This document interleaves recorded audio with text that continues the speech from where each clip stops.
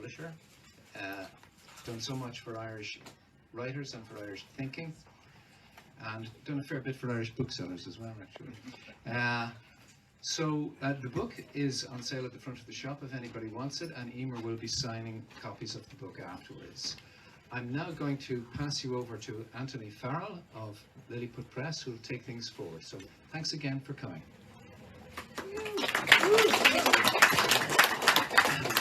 Thank you, Morris. I like thinking.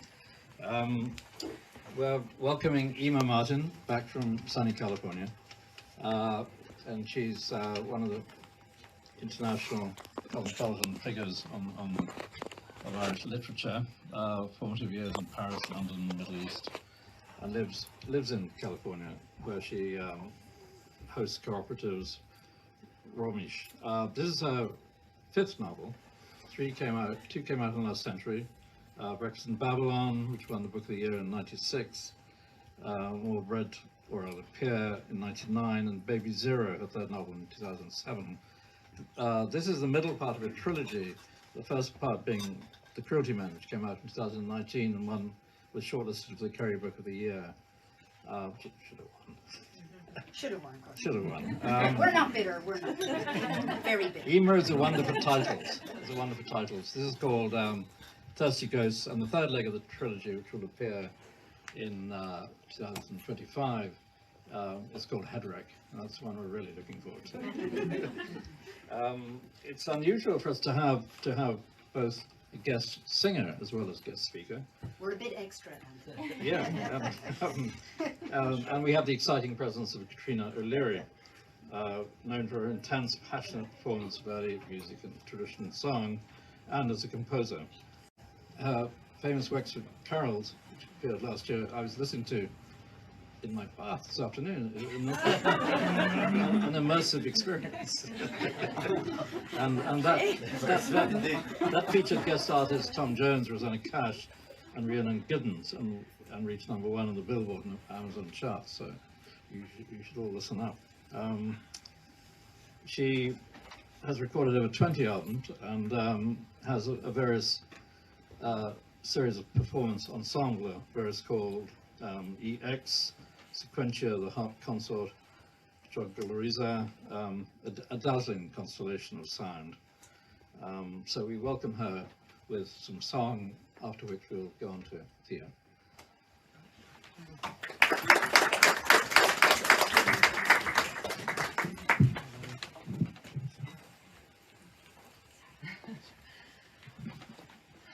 Sure.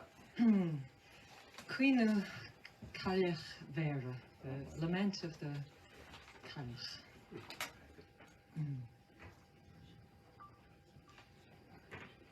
The Doms of Beishmara, Shinto Fonger Kron, Toshaka Kirdokneo, so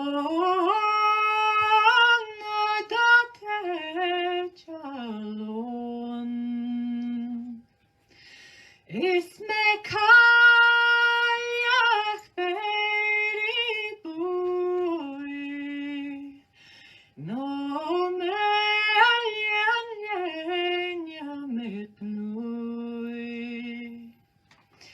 in Juta Tondom Eva, na Melan Ketahlen. We now come to our guest speaker. I'm having both of these presences as a tribute to the power and reach of Emer's work, I think. Our guest speaker is the redoubtable Cork man of letters, Theo Dorgan. And I came across the following entry in a recently published journal of his fellow Corkonian Thomas McCarthy, written 25 April 2005 on World Book Day, when Theo was introducing the Catalan poet, Barbara Coran. I quote, "Theo's real quality is beyond compare. That he has never entered the door is a national tragedy, a national loss. He would have been a David Thornley, a Justin Keating, or Conor Cruise O'Brien. But more effective than them, more energetic nationally, and able to achieve more. But then again, being a poet is the most essential part of his being. It is through poetry that he wishes to enter the public realm. And indeed he has, with 8 collections of poetry and 6 volumes of translation. And happily culture has won out over politics. And the great Book of Ireland to the work before us, thirsty goes, Theodore.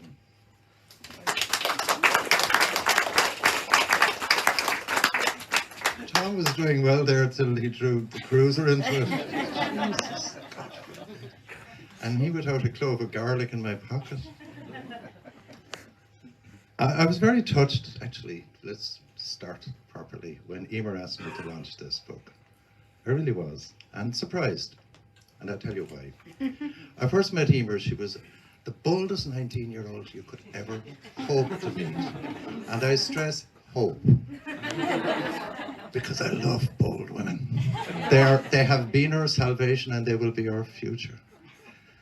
But Emer's father was a beautiful man, actually. And there's a lovely dedication to Eamon and to her mother Marguerite in the beginning of the book, which is as fine a gesture of nailing your colours to the mast as I have seen. Eamon was a kind of saint. It was nobody's Egypt either. He conceived the idea, I don't know why, that it might help his daughter, beginning a life as a writer, to get some advice from me. Now, I thought this was hilarious. So he rocks up with this bold-faced creature, but very impeccably polite, it has to be said. And it was very obvious, she was looking at this 40-something-year-old thinking, what in God's name could he possibly have to tell me? And she was right, because there was nothing for me to tell her. I took one look at the woman, and I thought, here's the awkward squad. In person and in full flight, she'll go the whole way. And it's true. Virgil said, poeta nascitur non fit. A poet is born, not made. And so are writers, unfashionable as it may be to say so. You either have it or you haven't. There's that famous story which you may know. Louis Armstrong was asked by once, Mr. Armstrong, what is jazz? And his answer was magnificent. He said, if you got asked a question, you wouldn't understand the answer. Emer was a born writer. What she had to learn was the craft. But what she had was the drive, the absolutely indispensable drive. This is me, and this is what I am going to do. It was written all over her. And all I could do was give her a pagan's benediction and say, off you go, girl. I look forward to the books. And I did. And you wrote them, and I have loved them, every one. This is a very special book, in many ways. Formally, it's very ambitious, because a light-minded reviewer, and God knows there are too many of them about, would say it's a book made up of fragments, it's a collocation of fragments. If they wanted to be nice, they'd say it's a kind of secular or pagan rosary. But it's more than that. It's an adventure in feeling. It's also unflinching in looking at certain truths about Ireland. We say things like, oh yeah, the Elizabethan plantation, we think we've said enough. In this book, Emer brings the visceral, raw reality of it to the horror of sectarian murders in the north, the horror of people who get above people who rear them and can only hope for, now that Cruise was brought into it, a paragraph in the New York Times rather than a page in the Irish Times. It's a book full of raw feeling, but it's so skillfully managed by the writer that you have all the time that vertigo of delighted experience. You're reading things that you never knew you needed to hear, but when you're hearing them, you knew there was an absence and it's being filled. But you're also admiring the skill of which it's put together. It's a very moving book. It really was. Well, I had to fight my present wife for possession of the book once she'd read the first few pages. But I was able to pull rank on the grounds that Well, I have a job to do on it, but it was a close run thing. Nobody here with the slightest sense of honour will walk out that door without at least one copy of the book. Good man to you. Isn't that the right thing to do? Am I on, Anthony? I give you a personal guarantee. Anyone who buys this book tonight and doesn't understand that they have a work of marvels in their hand, I will personally refund you the cost of the book. Okay? Now, most of you don't know where to find me, which makes it easier to say this. But I can't tell you how much the book meant to me. When somebody you admire asks you to launch a new book, there's a moment of pure terror when you say, and what if I don't like it? Because I'm damned if I'm, at this stage of my life, going to walk in and say pious, empty things. I'm only ever going to do what I've always done, say what I mean. I truly admire this book. I have an enormous affection for Emer, for the way she has stuck to her last, and each book gets better and better. There's one last thing I'd like to say. At the back of the book, there is a long list of people whom she thanks for companionship, support, inspiration, help. It takes a real writer to park the ego the way she does and to say, I made this book, I'll take the responsibility, but if I've seen farther than other women, it's because I've stood on the shoulders of giants. It's an enormously generous thing to do, and this book is an enormously generous gift to us. We have been accustomed in a world where everything is commodified to reducing everything to the lowest common denominator. Writers just want to be noticed. Why? Writers are full of themselves. Why would you be? Writers are full of fear. You know, the next line, the next stanza, the next paragraph. What if I don't get it right? But the real writers go straight for the heart.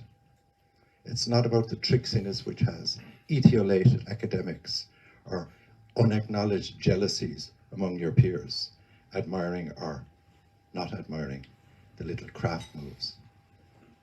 There's a phrase in Irish, his poem was in the mouth of the people. It is the only eternity a book can hope for, is to reach the heart. This book will break your heart, and the doing of it will lift your heart. I am actually honoured and touched and vindicated, because all those years ago, a few years ago, when Ema was only 19, it took me 30 seconds to go, yeah, here's the real thing. Ladies and gentlemen, enjoy The Thirsty Ghost by the real thing herself, Ema Martin. Down the mic, because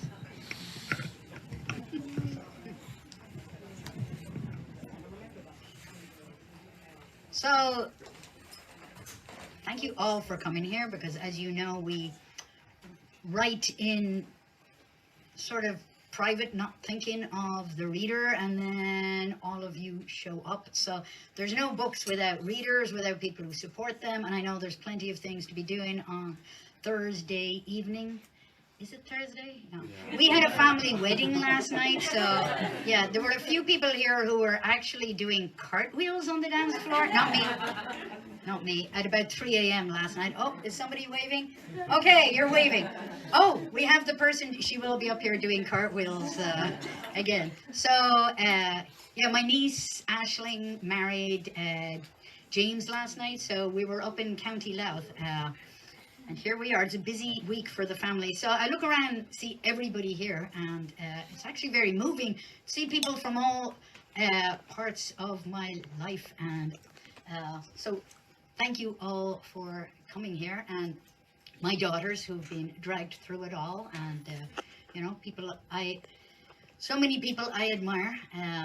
You know, Robert Ballard, thank you, and Irvin Welsh, and like all the Adam White who I've only known on Facebook, and suddenly I see he's real. Yeah, that is amazing. And Judith Mock and June Caldwell. So I know I'm leaving loads of people out, but thank you for the support from the writers community, and Des, thank you for coming, and Mary.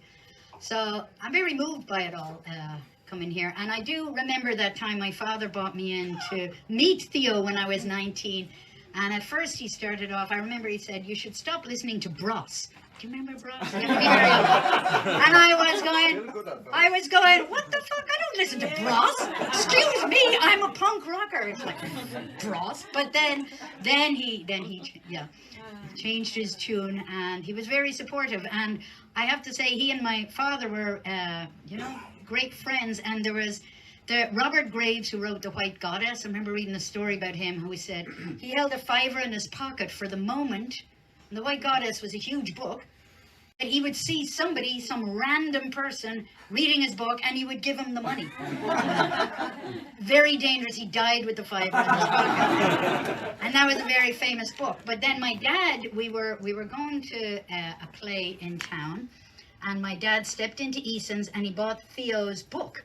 And he was very excited he had bought Theo's book, and he was showing it to me, and next thing we go to the opening, and who was there?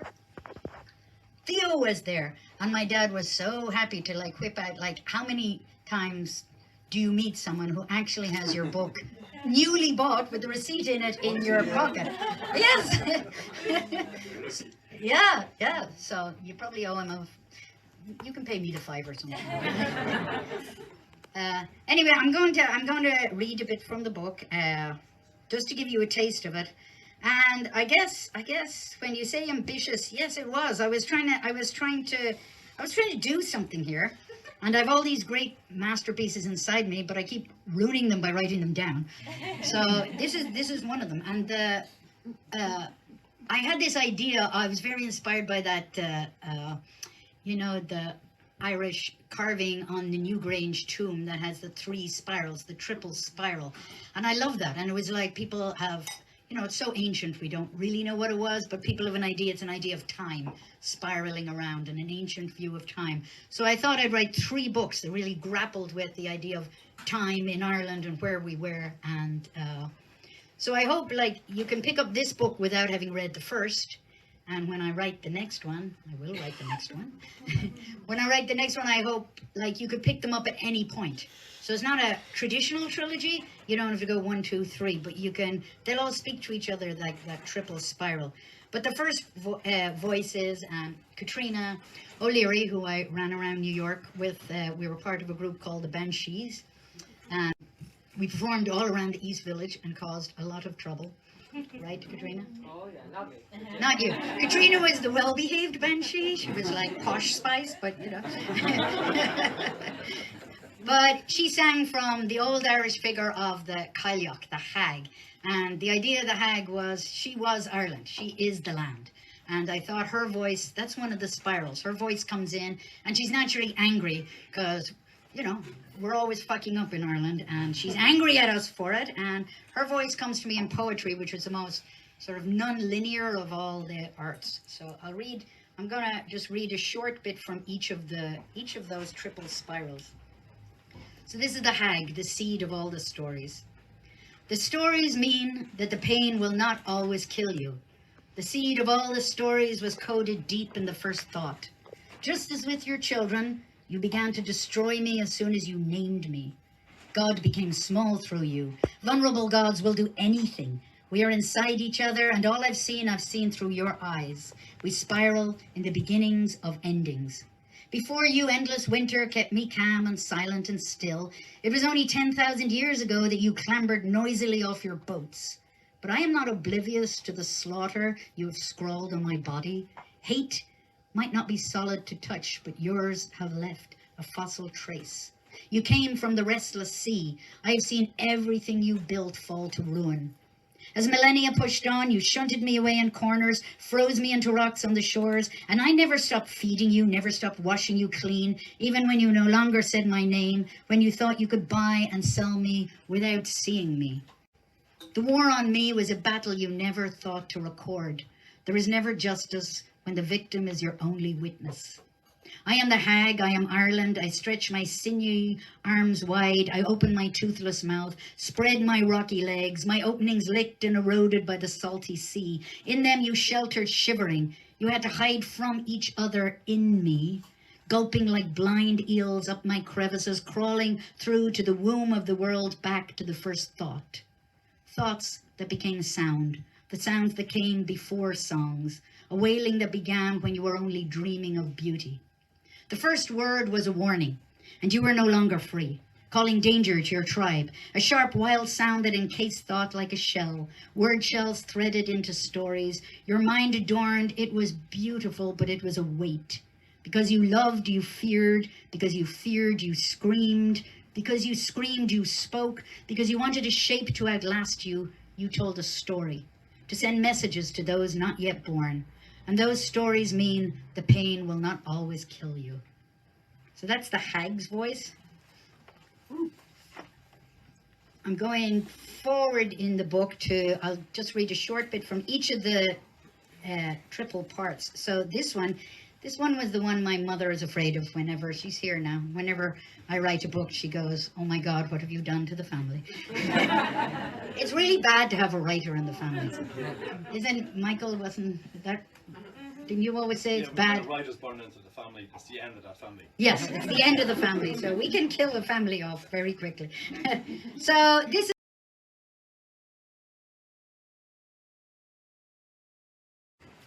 When I was a teenager in the 80s, in Derry, we had a couple of options.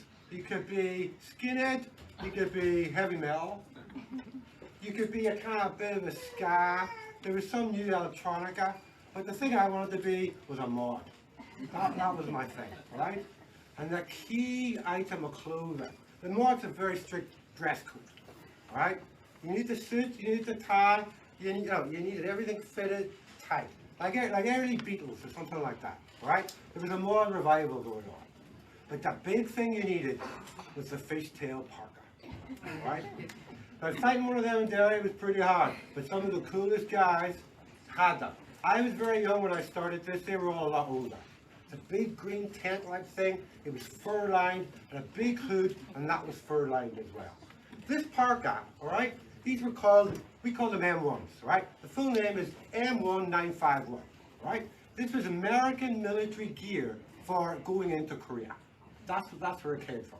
Then the mods in the 60s, that was the 1950s they were used.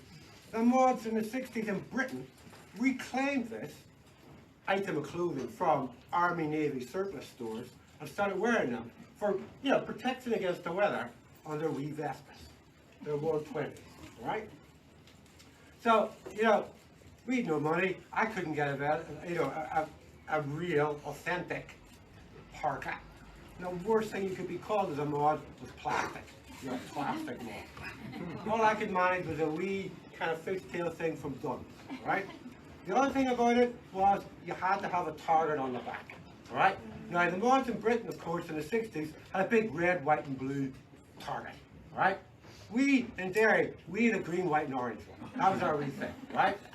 So I was a young one and I was trying to break in, trying to get on the scene. It was very cool, very, very cool. They were stylish. I like the clothes even more than the music, right? But so I got my wee parka from Dunn's, all right? And I remember I was on my bedroom floor trying to draw a target on the back. You know with the compass you use from school? You need to draw circles, One of them. And what did I use with the paint? It was a poster paint from our class in school, all right? Off I go, proud as hell, out to disco. Lashing rain. Everything goes down my back. I got the biggest flagging I've ever got, The mods wouldn't look at me. That was the end of it for me. Why am I talking about mods?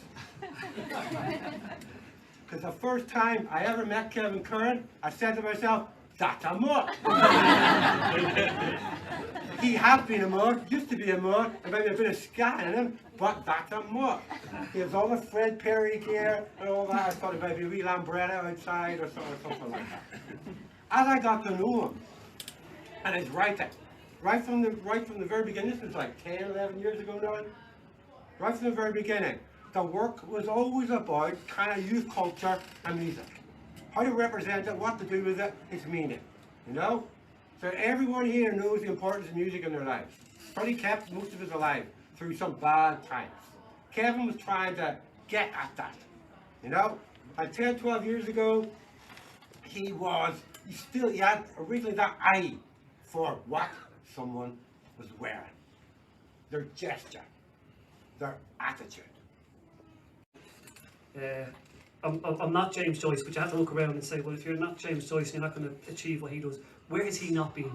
He hasn't been to Balbriggan, and he hasn't been. Although he does mention it in the Ulysses and Dubliners, believe me, I know. But he hasn't been down Main Street. He hasn't been to FLC or Delhi Burger, and he hasn't seen people go live. And so I can do that. He can. So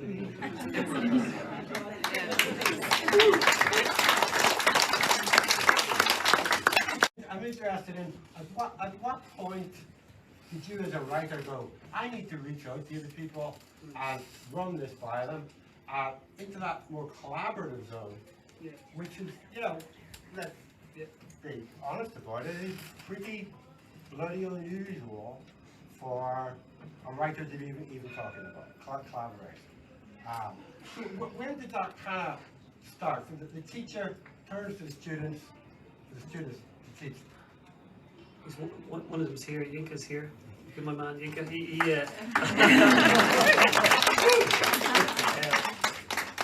First things first, speech citation. I could not have written this book 10 years ago. It literally took a decade to get, number one, the balls to do it, number two, to be able to achieve it, and number three, to mature as a writer, to kind of say to the kids, what do you think it is. So I was writing the character of Angel, and then I would ask, I think it was Yinka, don't ask me how we came into, I was obviously teaching him, would you read this? He said, of course you would. But your other kids, a few years previous, we'd have a dictionary in the classroom, an LCA class. I've got, probably my boss is here, probably in trouble saying this, but we literally put words up on the board every class, English class, so I'd take those words, and I kept it to about 3 A4 pages, because you go any wider and the net's too wide, so you have to keep the language kind of straight. So that was collaboration there, and then I was lucky enough to get Doreen. I hope Doreen is here. She read it for me last year, and as I was giving Yinka and Doreen like a card to say thank you last year, 3 other girls who happened to be working in the school at the time during the Leaving Cert said, what are you doing there? And I said, well, I've got Doreen to read. Said, can we read it? And they're not here because they're literally doing the Leaving Cert. They are literally 17-year-old Nigerian Irish girls, so they are doing the Leaving Cert. I think they might be at the Balbriggan launch next week, but they read it for me. So that was Glory, Tomalina and Queenie, and a friend from Australia messaged on the group. He's like, do you really, the interview, do you really like going into the tech in the mornings? And I was like, yeah, because what you're seeing as an English, obviously I love language, as an English teacher, what you're seeing daily is just an incredible mix of cultures, and they get on with it in our school, and they, you know the stats from the Irish Time article, and they work together, and there is a sense of solidarity, but they make language, they literally make their own language. It's a mixture of London slang, African slang, Dublin slang, it's incredible, and I'm privileged to see it and hear it, and you have to write about it. So someone in Cork or Donegal reading it, surely be like, probably think this is nonsense, there's no way people talk like this, but they do. But they only talk it like that in Balbriggan. I know in in other types of towns, Drogheda to be a bit different than the rest, but I was able to nail the Balbriggan the way it was spoken, and I'm pleased with that. Just on the side note, I played a bit of Gabriel to some students in school again. Here's the collaboration again. It's about a minute worth, and the kids were so on point with what they heard. They said, oh, that sounds like, let's say, Jimmy's older brother, who would have been 20, because they knew the language that he was speaking was from about 3 years ago. Like it wasn't 2023 language, it was slang from 2020, which was incredible. But so you can't keep up with the language. So I said to Sean again, we were writing, I said, look, I have to cut off the language at 2020. Otherwise I'll be going for, you can change the book every week now. So that was incredible. They spotted it within 1 minute. So yeah, as everyone said, my name is Gabriel Adewusi, and it's my pleasure to be participating in this and to be able to read an excerpt from this wonderful book by Kevin Kern, and I hope you guys enjoy.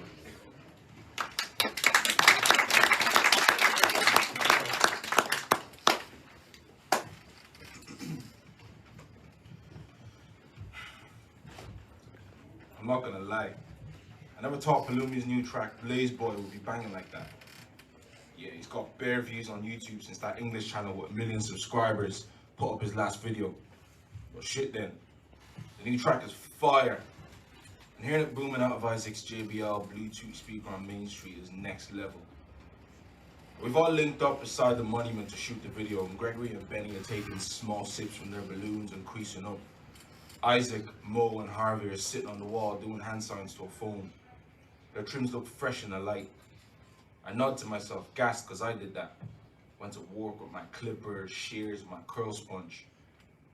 It's dark, and there's Steck elders waiting for their chips and the deli burger across the road. They're all staring at us like there's gonna be some beef, and you can tell they're a bit stressed by the bare heads. I'm not gonna lie, I get high off this. Me with the boys, owning the streets.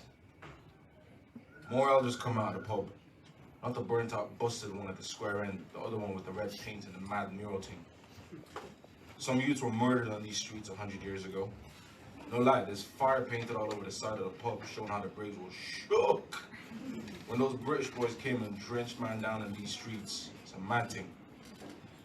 It's calm with all the boys, but I can't help thinking the feds will be called soon if Palumi doesn't show when we start recording quick. There's one Oyinbo with us and he's all sweaty and pressure with his HD camera on a small pole thing that must have cost serious bags. He's filming us standing around and chatting shit. He was in my school and he's sound.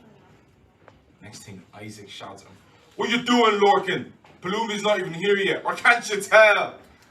All the man them shout approval and laugh, but Lorcan and his sweaty face keeps the camera up like he's doing a documentary or something. I've got to get some casual shots, guys, for any fill-ins I might need. Keep talking and don't look at the camera. Pretend I'm not here. Swear down, this truck roars by and Lorcan balances on the toes on the edge of the path to stop from falling in front of it. Stop looking at me. Don't look at the camera, guys. Just keep chatting. This guy thinks he can control what we do. Chat aloud, I feel like saying. No one, not even the feds, can control us when we link up like this. Palumi arrives finally in his big Canada Goose jacket, zipping down the street on his electric scooter like he's King Kunta. A bottle of Jack is in one hand and he's dripped in ice his sister got for him in Claire's accessories. Wagwan boys, he salutes before swinging from the whiskey. Sunglasses on, hood up like a proper driller, about to drop a coldest verse. Everyone, and thank you everyone for coming today, this evening to celebrate Kevin. And thank you, Kevin, for asking me to do this with you. I'm really honored. This is brilliant. Congratulations again on you. Thank you very much. I'm going to hop in there straight away and say, I have to hold it up here, she'll kill me for doing it. But Malatu's book, His Hostile Life, was out, I'd say, about 3 or 4 years ago at this stage. I only knew Malatu was living in Balbriggan because I heard on the Ryan Tuberty show a few months ago. Like we'd met before through the Weather Centre, but then as soon as I heard she was in Balbriggan, I was like, what? Dropped her leave, I said, let's meet up. But this book is literally, if you haven't seen it already, This Hostile Life, it's literally groundbreaking in Irish fiction, and people have recognised it for that, so honoured to have Malatu here.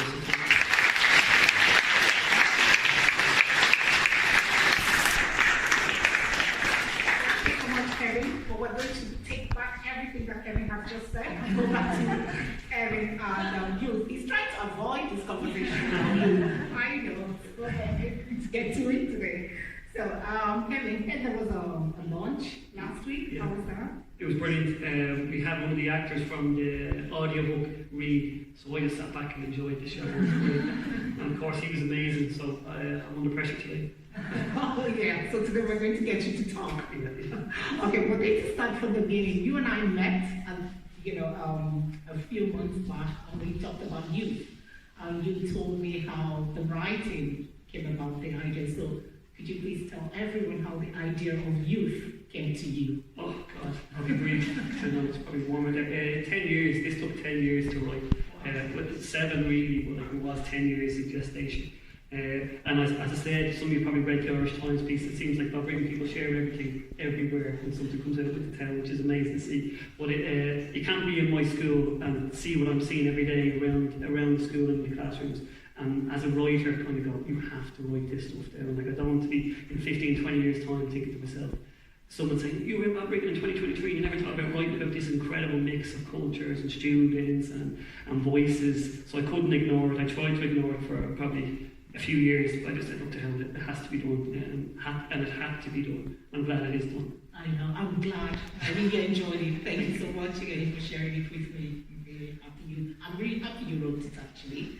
So tell me, how was the creative process for you? Oh, 10 years, it's a long time. yeah, 6 or 7 years. Any writers in the house will know it's hard. This book got knocked back countless times. I was literally about to give up on it last year. This time last year, Lilliput got in touch to say that they'd be interested in publishing it, and that was like 5 years in. And I've written about, let's say, pages wise, probably 500 pages. I cut it back to 250 pages. I then cut it back to about 100 pages. And then I wrote from there again, and it just so happened I was lucky enough that Lilliput said, the editor Sean, who was in the house tonight, said, I think this is something special if you're willing to work on it. And I spent the summer lucky enough doing a lot of hard work on it, and then we got it published with Dublin. Okay, around, sorry, yeah, go on.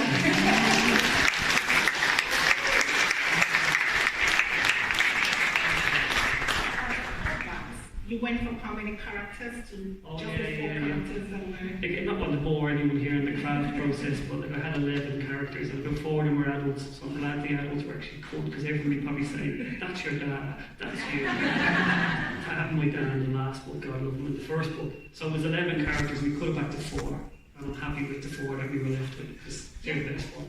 And everybody that I meet seem to have been a part of the book. At random places. Yeah. I can tell you, all the youth that if I'm talking to, probably someone in youth, let's say from Africa, they say, oh, I know someone. I was chatting to one of the lad recently, and I was just talking to him. He said, oh, I think I have the book in my hand. Oh, you that's my teacher. I'm like, oh, has he taught everyone about brain? I think Molly, our Keane, just said down in the back there, they're all students of mine. Said, oh, sorry, you finally got this book published. I must have been talking about it for about 6 years, 7 years in class every day. But yeah, and then of course I had, as people know now, I had a few students read certain chapters for me, because you had to make sure you're going to be on point or on the money with what you were writing. Yeah. You have to be careful. That's a great fit actually, to get them all to buy into it. Yeah, that's a good question actually. Well, how did you get that? Yeah, I think Doreen is here, so thank you to Doreen. But there's 3 students who actually aren't here because they're literally doing their leaving ceremony, which is, God love them. But they were good enough to say that, like Doreen in school, when Doreen's last year, we cared for this year, and for like half an hour every week for about 6 weeks, they read a chapter of Princess. Princess is my junior Irish girl. I've been avoiding her for years. I just want to make sure I was right. I think it was. They had nothing to say other than the line saying, I said, is there anything, absolutely anything that you could say now that I've left out from your perspective?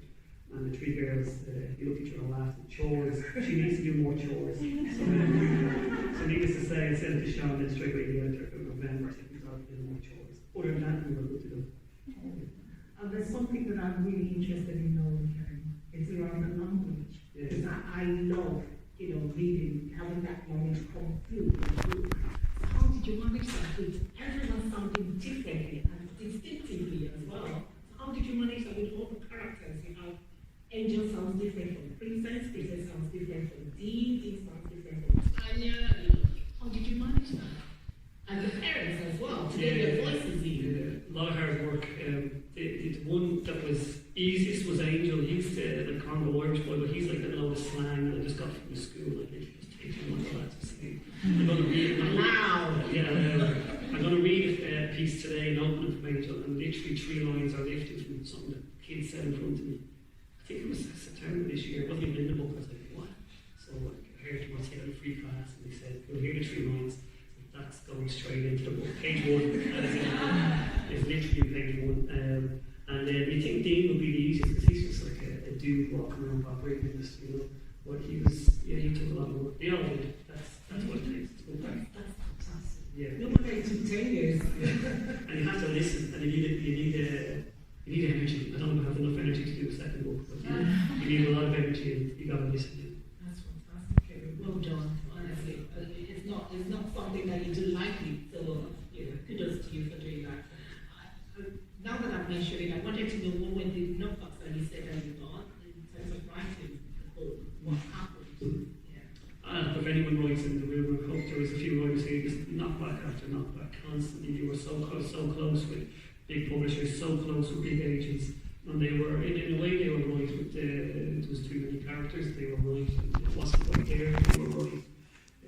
patience is a virtue. Another name that And if I may predicate, you'll be shocked at what this book is going to do. Like it's going to go so many places that would actually shock you.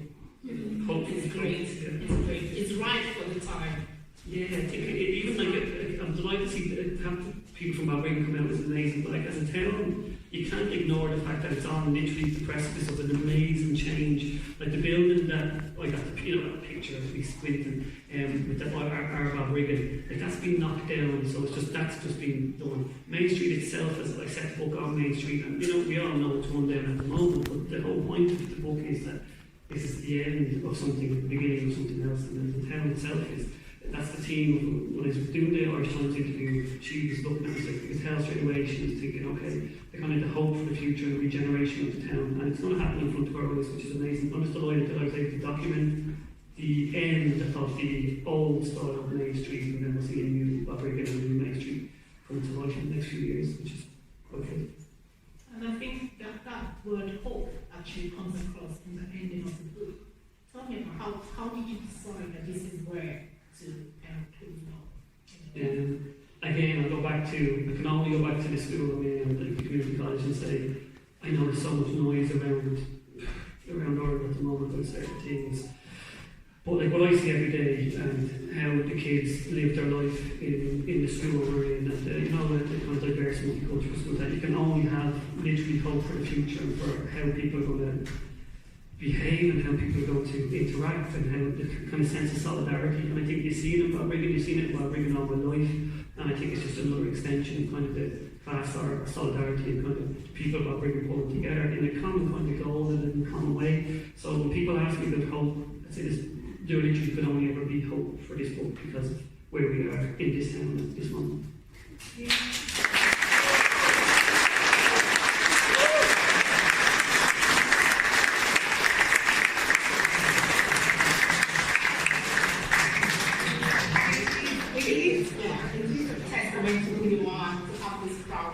Like this is one of the biggest crowds I've ever seen in Dublin. So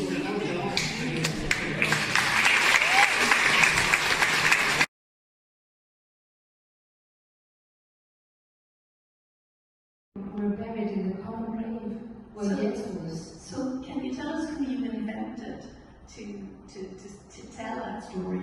Because we have a dominant narratorial voice. Who is telling the story to us? She's called Madeleine, and she didn't exist. So from a real story, I invented a fiction. This fiction is about the people who were buried in the same common grave and Yates. And I thought, what happened to those people?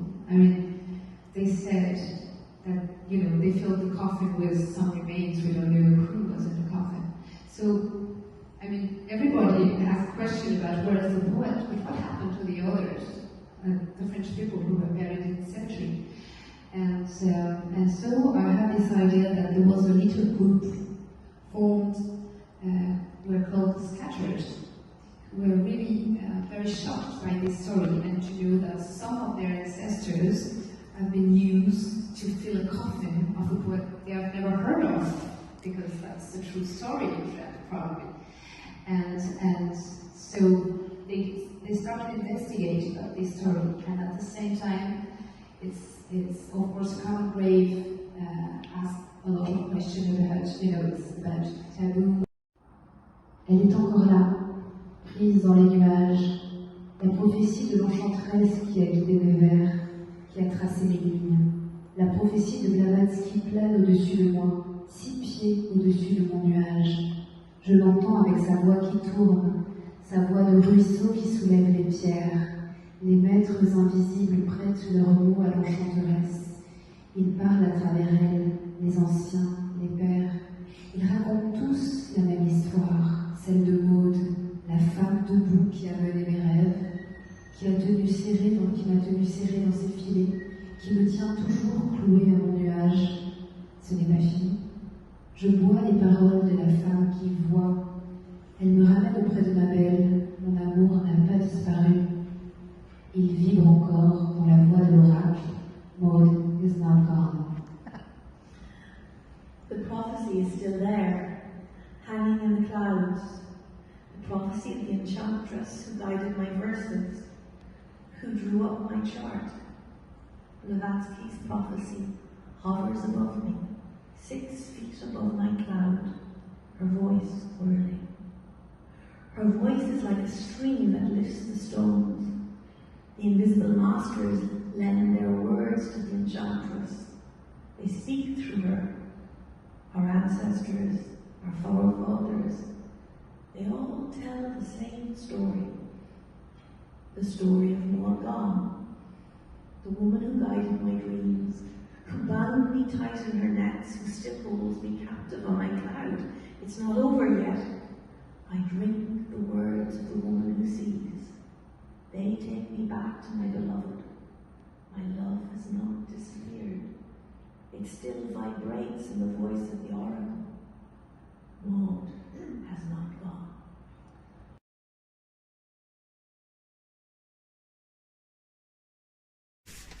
Thank you, Anthony.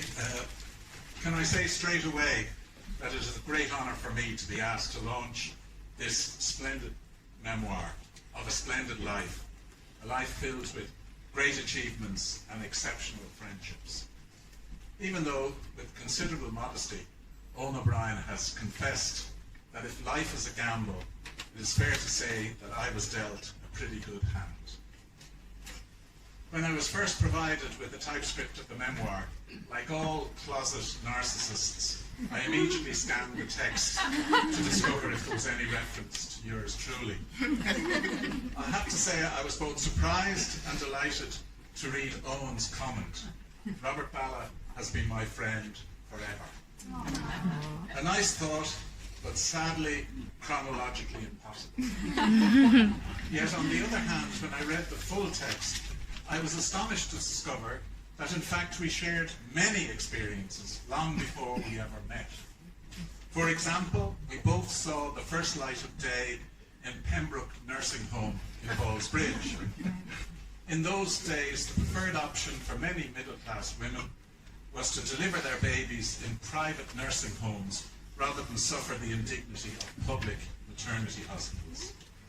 Also at the time, many middle-class mothers opted to have their male children circumcised. Now, Owen has been a close friend for many years, but not close enough for me to discover whether, like myself, he was subjected to this unnecessary surgical intervention. Like Owen, I received my first exposure to learning in Pembroke School on the corner of Bagot Street and Waterloo Road, and known to all as Miss Meredith's, after its founder, Kathleen Meredith. It was small, with about 50 pupils, mostly girls, and a Catholic ethos. It was there that Owen was prepared for his first Holy Communion with elaborate rehearsals conducted by a Father Harley who dispensed mock hosts cut from ice cream wafers. Believe it or not, that same priest had married my parents. Many years later, my father described the event to me as a humiliating affair. Since he was a Presbyterian and my mother a Catholic, they could not possibly get married in a Protestant church, as at the time, Catholics were forbidden entry to a Protestant church under pain of excommunication. Consequently, they opted for a Catholic wedding. However, on arrival at the Catholic church, it became evident that the actual ceremony would take place in the sacristy and not before the altar. Also, my father was required to sign the Ne Temere decree, which stipulated that any children resulting from the union would be brought up as Catholics. So, with one stroke of a pen, my fate was sealed before I was even conceived. After Miss Meredith's Owen progressed to St. Conleth's on Clyde Road in Ballsbridge, established for the education of sons of Catholic gentlemen. The school was close to St. Bartholomew's, an Anglican church, and one day Owen and a few friends decided to pay it a visit. They marched down the aisle chanting, "Here come the true believers," only to be seized by the vicar and marched back to St. Conleth's. This prank resulted in expulsion. As a result, Owen was sentenced to 5 years as a boarder in the Catholic cauldron of St. Vincent's College, Castleknock. He describes his time in Castleknock as a period of darkness and misery, indoctrination and punishment, guilt and oppression, with brief moments of happiness. I myself engaged in a similar diversion in St. Bartholomew's, but thankfully with a different outcome. My parents lived in a basement flat on Elgin Road, opposite the imposing Anglican church, and as a child I regularly played with the vicar's children in the surrounding gardens. One of our favourite games was hide and seek. A particular day, taking advantage of the open church doors, they ran inside and hid among the pews. I nervously hesitated outside, wondering whether I should risk hellfire and damnation or abandon the game. I decided on the former.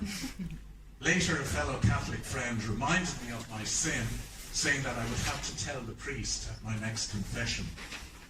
However, on examining my conscience before confession, I decided to omit my visit to a Protestant church from my list of transgressions, as I was convinced that playing a harmless game could not possibly be considered a sin.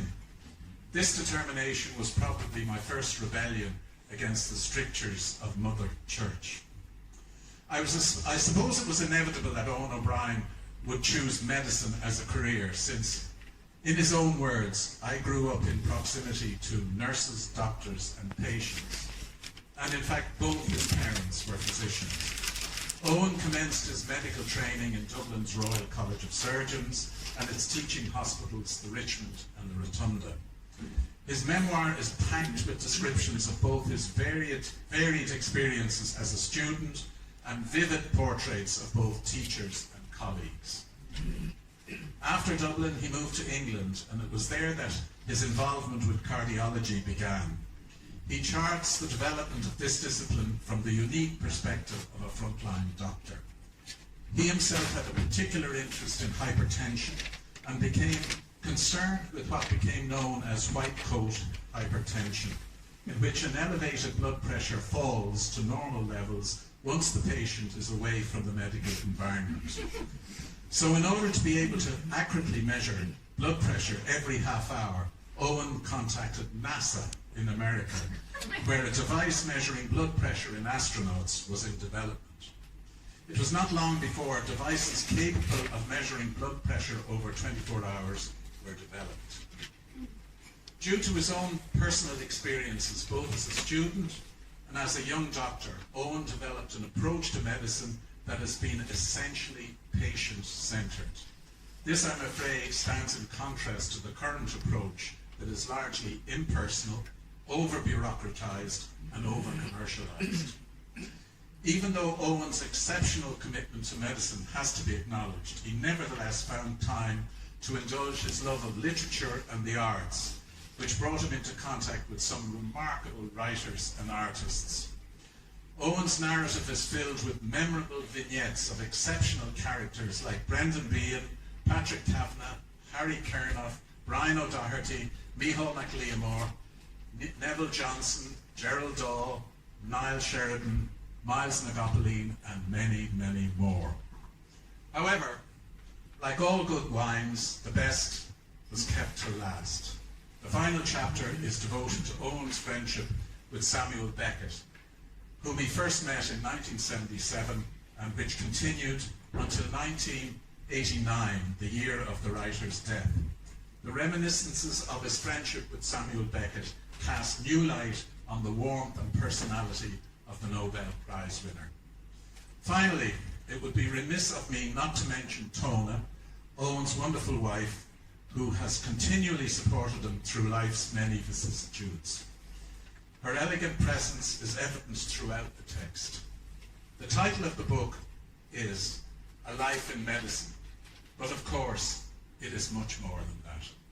I urge you to buy it, to read it. I guarantee that you will not be disappointed. Thank you. I must admit at the outset that I have had difficulty explaining to myself why I have put my head above the proverbial parapet and risked losing the few friends I have and possibly offending others who will take umbrage at my utterances. Perhaps I can blame Beckett. After all, he had said, once there is speech, no need of a story. A story is not compulsory, just a life. That's the mistake I made, one of the mistakes, to have wanted a story for myself, whereas life alone is enough. Yes, life alone is enough. Is that what motivated me? Or were there other influences at work? Did Desmond O'Grady's tombstone exhortation, quote, live full lives, leave some record, end of quote, not influence me also? Whatever the sentiments that may have motivated me, the process of committing my thoughts on times past to paper has been a revelatory experience. And let me tell you why.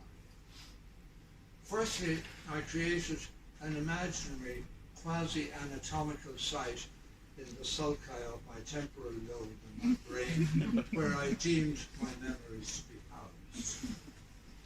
Then I had to consider what right the people who inhabited this area had to be there at all. I found, for example, that I had vivid reminiscences of famous people in medicine, science and literature, all of whom seemed only too willing to grace the pages of the narrative I was penning. There was an undercurrent, if I may call it such, of forgotten personae whose presence in the world had passed without mention in the annals of historical record. As far as the outside world was concerned, they had never existed. But they had been dominant enough in my life to leave lasting impressions in my memory. Moreover, more illustrious figures who had secured recognition for themselves had been obliterated. So having stumbled on this anomaly of recall, if I may call it such, I was able to give these overlooked, one might say non-existent figures, a presence they had previously been denied. Indeed, most likely they would have remained in oblivion ad infinitum. So one little book, one little memoir, had the potential to endow a presence on personae who, as far as the world outside was concerned, had never existed. This leaves one wondering just how tenuous the phenomenon we call existence really is.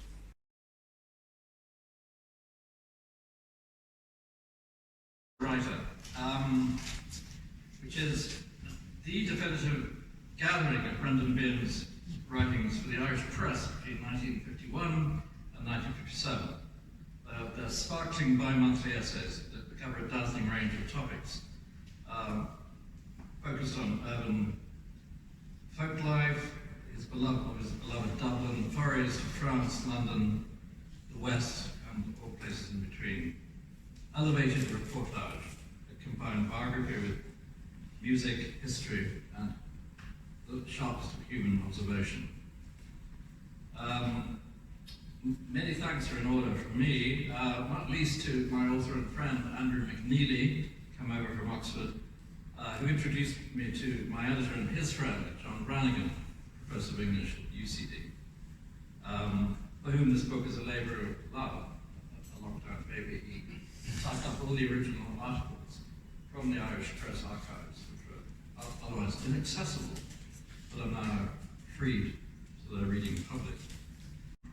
Srunum mai accordion, agus goramai agiv golair as I want to begin by thanking my dear friend Frank Gibbs, with whom I've shared passion for the work of Brendan Behan for many years.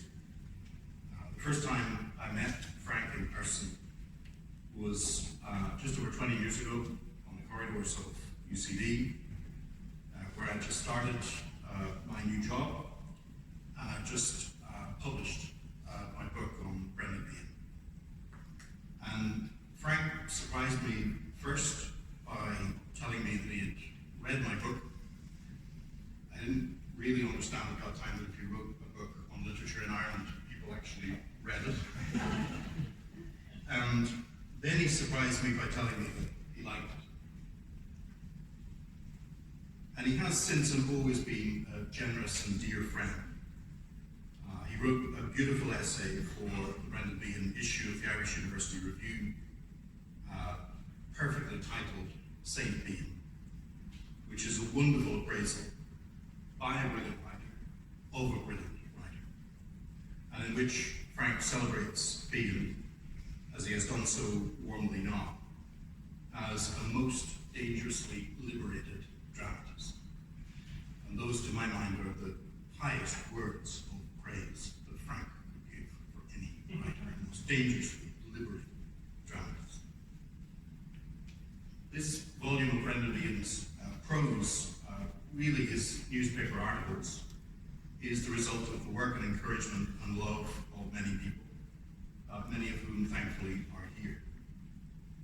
I'm particularly delighted to be in the company of Brendan and Beatrice's daughter, Blonde, and I'm immensely grateful for the support and the encouragement of the Behan family throughout. It's 100 years since Brendan Behan's birth, and it's therefore a momentous occasion for the family and for all Behan fans. And I hope the publication of this volume and the moving tribute to Brendan in the Holy Hour exhibition here in Mull by Pat McCabe are just the beginnings of a new appreciation of his work and life. Someday soon, Deirdre McMahon over there is going to publish her book based on her thesis. Any day soon, no pressure. And we will have more to celebrate, because what Deirdre shows in her work is just how important Behan's work is in the context of European modernism.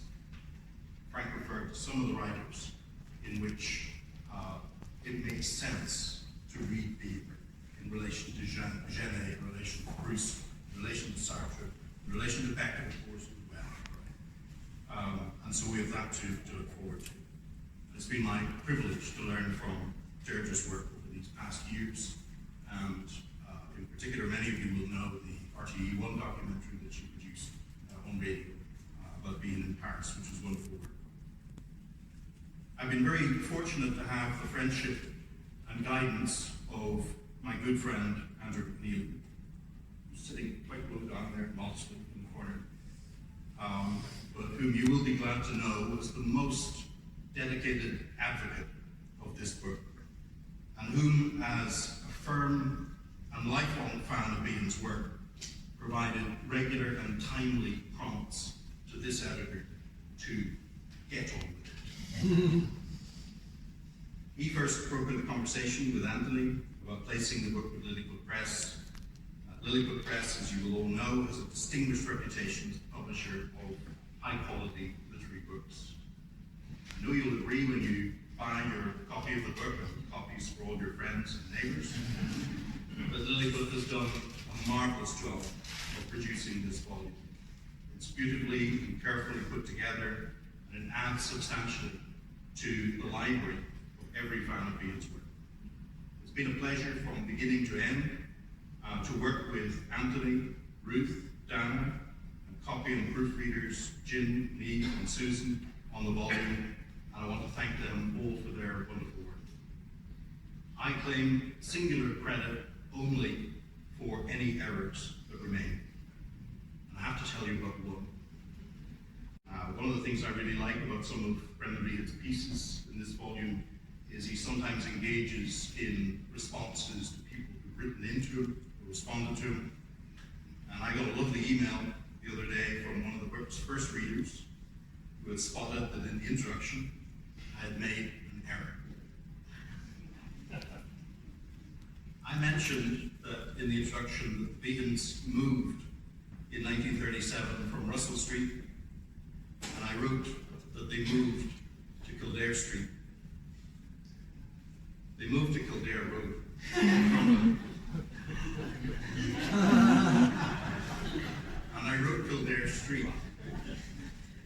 And Anthony, I have to tell you, if we do a second edition, I think I'm going to ignore the error, because I love the fantasy beings might have moved from Russell Street tenements to a beautiful Georgian house beside Dublin and the National Library and so on. So it's wrong, but I'm keeping it. And if you're here, Sheila, I'm not mentioning your second name, but if you're here, Sheila, thank you so much for your email. It's a lovely evening. I want to thank my good friend and colleague, Professor Regina E. Coulaton, for putting me in touch with Kathleen Ní Dúlatáin. I don't know if Kathleen's here. You are shot now? Maybe not, maybe not. I hope she is.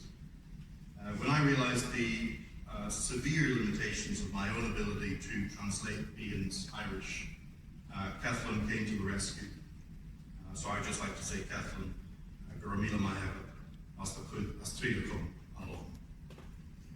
owe the usual debt of gratitude for the love and patience of my family in Belfast. They can't unfortunately be here tonight, but they continue to put up with me and with my regular absence. Maybe because of my regular absence. So thanks to them. The volume might not have happened were it not for Simon, who, when he was over across the green in the little museum with Trevor, invited me to come and speak about being. I did, and I spoke mostly about these articles. And I made a very rash remark that one day I intended to edit the articles into a volume. And then Simon and Trevor kindly invited me back the year after, and I came and spoke. And some gentleman, unknown to me, asked me at the end, well, what about this volume that you promised to edit? So, I've not done it. I want to thank Simon in particular because at Molly, I feel that Brendan Ian has found a home. He's a writer who cannot be claimed by any university as a distinguished alumnus. But in Molly, I feel that he's found a home, and how proud I think he would be to be honoured in this way. In a museum beside James Joyce, who he venerated, who wrote a poem, Wakus Le Joyce, thanking, beside Kate O'Brien, and so many other great Irish writers.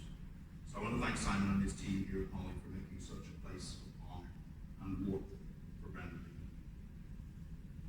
I've loved these articles for many years, and I wanted to share them with family, with friends, and with being fans.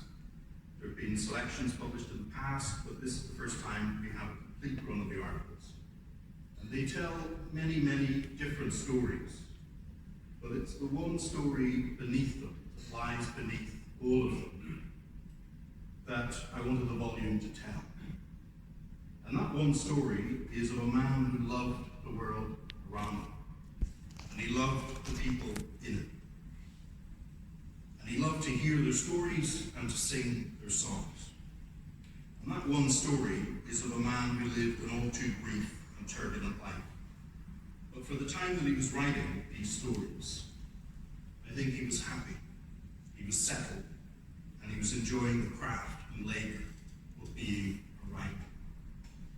And as a reader, in every article, we get to travel a bit of the road in his good company. Hope you enjoy them. For Emila Mayago, Thank you all for coming, and hold your eye and have another charge of your glasses and fire.